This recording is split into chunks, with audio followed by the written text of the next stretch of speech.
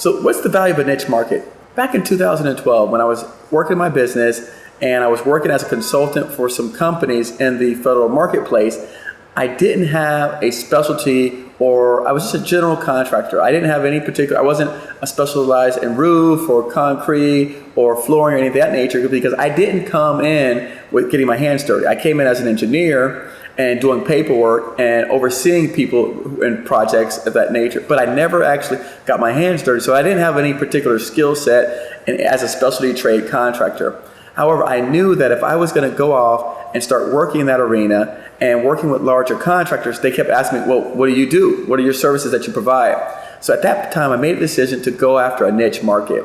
And what I did was I just went around and started asking some people really easily, hey, let me ask you something. I'm looking for a niche market to get into, and I'm not really sure what market I should go after, whether it should be painting or flooring or AC or roofing. And so I ran into an older gentleman, and he told me he had been successful doing steel buildings. And again, like I said, I knew nothing about what a steel building was. So he said, listen, I'll be more than happy to show you that I've been doing it for over 30 years, and I'll help you get into the industry. Well, to make a long story short, what he did for me was remarkable. It was incredible. He literally took me and he said, I'm going to teach you everything about metal buildings, and then I'm going to also get you registered as a supplier or a vendor for one of the major suppliers of metal building components. And at that time, that particular supplier was one of the largest suppliers in the country that provided metal building components. So we used him and his experience as the experience portion, and my company as the financial power in the back end.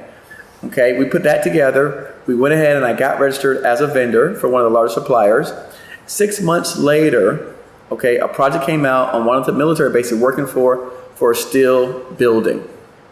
So we pursued that contract. Because I was a vendor for one of the largest suppliers, I was able to get specialized pricing. That specialized pricing allowed us to pass along a discount to the government and still have a nice estimated profit built in. Fast forward a year later, we won that project. It was $1.5 million, okay? And my first contract as a vendor for the supplier, my first purchase was $766,000. I paid it within 30 days, and from that, they gave me $1 million line of credit. Immediately following, I went and started pursuing projects in the steel building industry. 3 years later, I was number 6 for the company. 5 years later, I was building hangars and airplane hangars and test facilities for the government. Okay? So that to me shows you the power of niching down. Don't try to be do-it-all, every type of guy. I provide flooring services. You want to try and find a niche market where when you're working as a subcontractor and the big guys are asking you, what do you do? Be the best at that particular trade there is. Hire someone who's got the expertise, put them on your team, and then use that person's experience and your wherewithal in business as a combination to be unmatched. Good luck. Thank you for watching. Hey guys, if you like that video, you like what you saw, click the subscribe button to my left to subscribe to my YouTube channel. Also, we've got a bunch of goodies for you below at scorecontracts.com/resources. Stay tuned for this next upcoming video.